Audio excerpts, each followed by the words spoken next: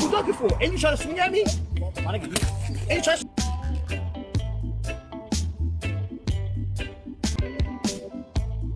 One thing I have realized, that if God don't do it, it just won't get done. He's not going to quit halfway through. Well, why are you booing me? I'm right. In 10 games in Premier League, we won 2. I know that. Imagine what is this for a fan of Manchester United. Imagine what is this for me. So we are getting a new coach that is losing more than the last coach. I have full knowledge of that. Like I said, I'm not going to change, no matter what. Described him as one of the most dangerous men on the face of the earth.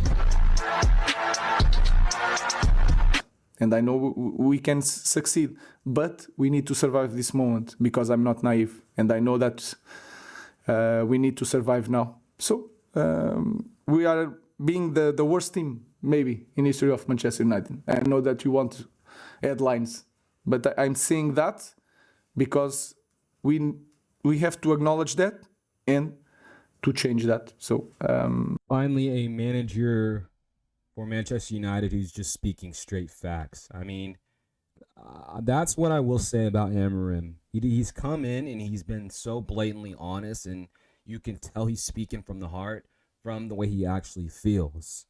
Welcome back. This is a Pitch Side Report. We talk about soccer, football, the beautiful game we all love.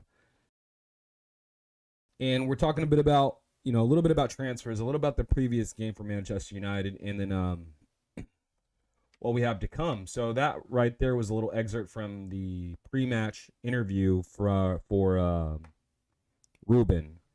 And yeah, this weekend that was a frustrating game. Overall, to be a Manchester United fan is frustrating. Obviously, depending on your age, you're at a time where you've not ever seen Manchester United win the Prem. You know how much I sacrificed? Or really any major title. And those of us who saw Manchester United win major titles are now just, getting fed up with it, man. I'm hearing stories of, people are still leaving games early, which you would have thought that would have ended after Ten Hag left the team. But, Amorim's trying to implement a new strategy with the players that don't really... let's face it, the players, mainly Ten Hag signings, aren't good enough for the positions that, they're taking up. You know what I mean? And I just hope that he can survive long enough to fulfill what he actually is trying to do, because I feel like his plan is very, very solid.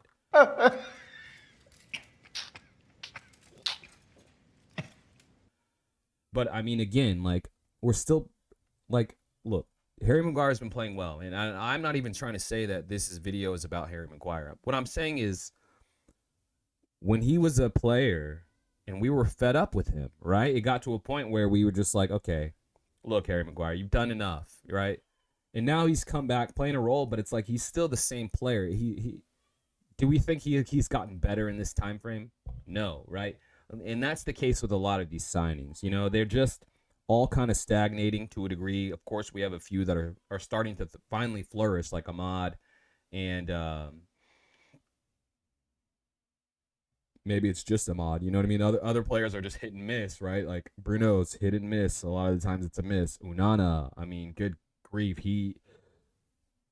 his keeping is just so inconsistent, and I don't know, man, if it's ego or what, but half the saves he makes, I feel like, are just for show. It's like if instead of catching the ball, he just pats it away in many situations. It's very frustrating. I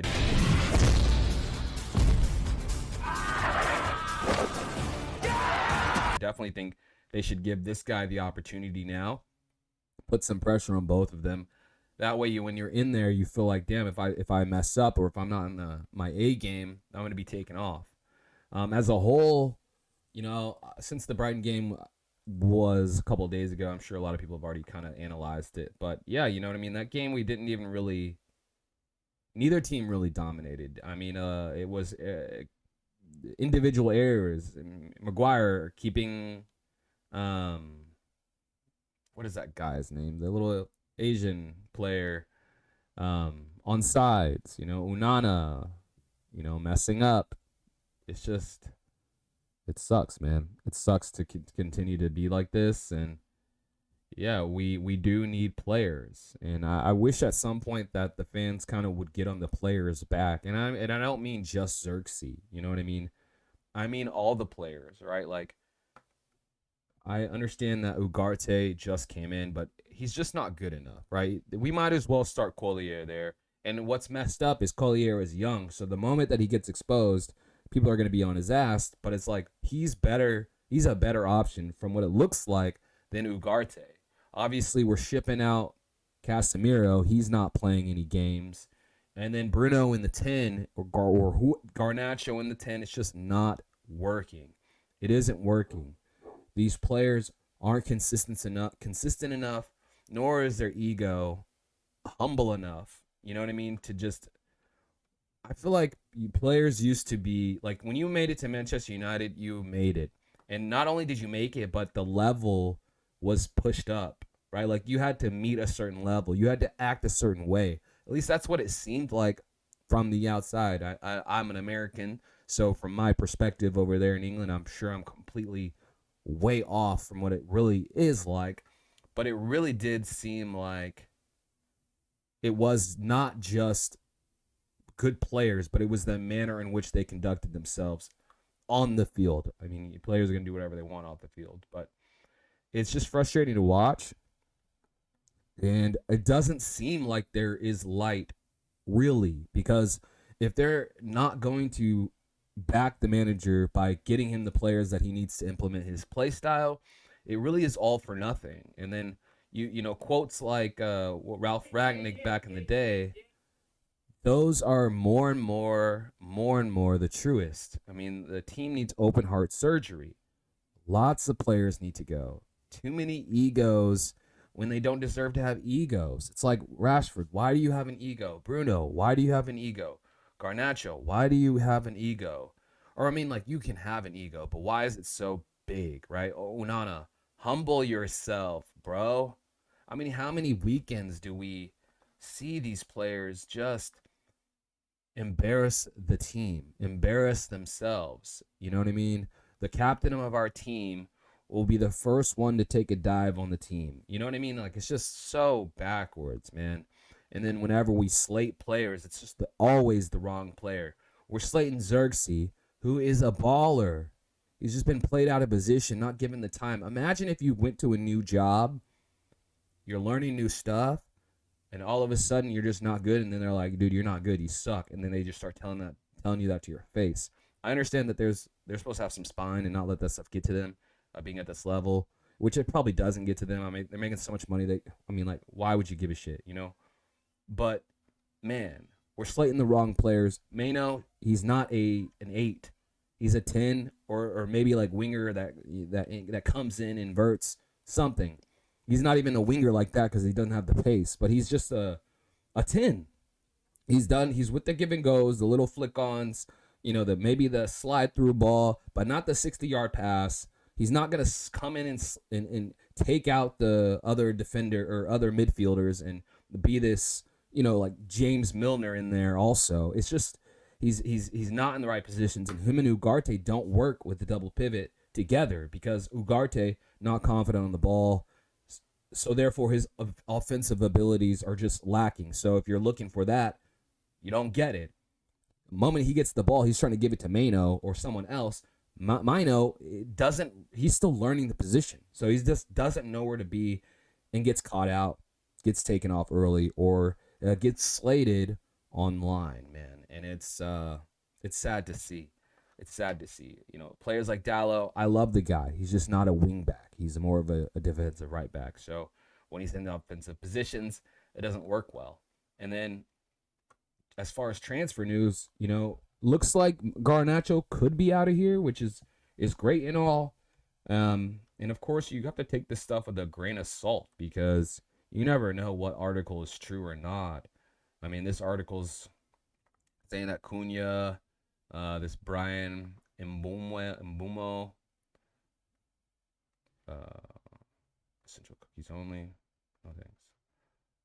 Liam Delap, he's good. You know what I mean? Cunha and Delap. You know, get those two players. But it's like, will they? You know what I mean? Will they actually try to go for it? I don't know, man.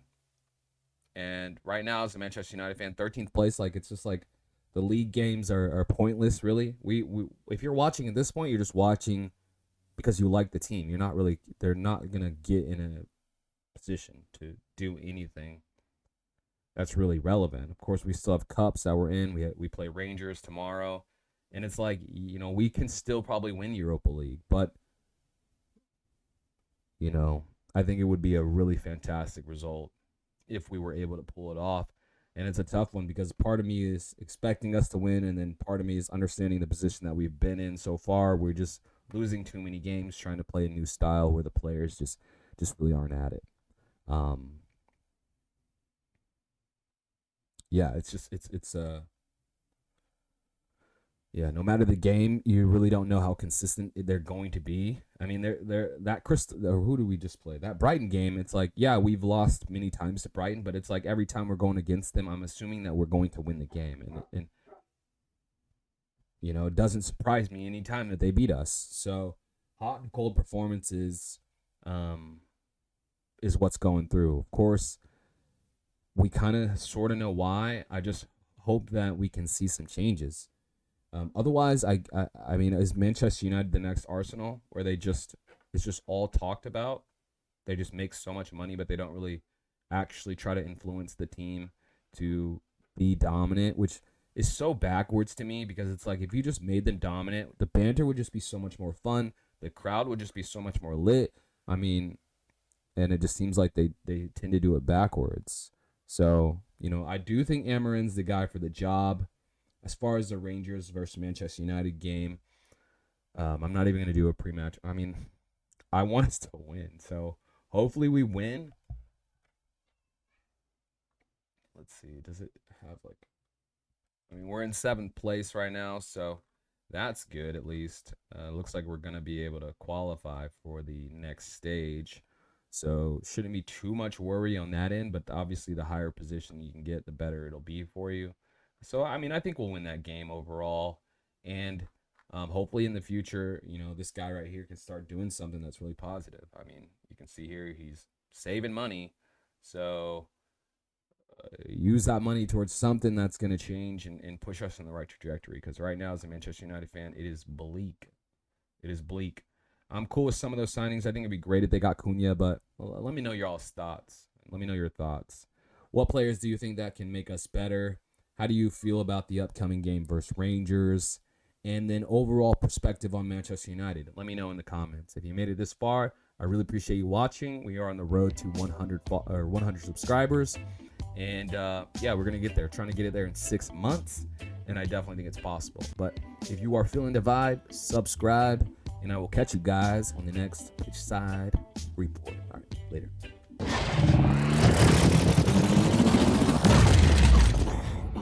Benefits of serving the almighty Unicron.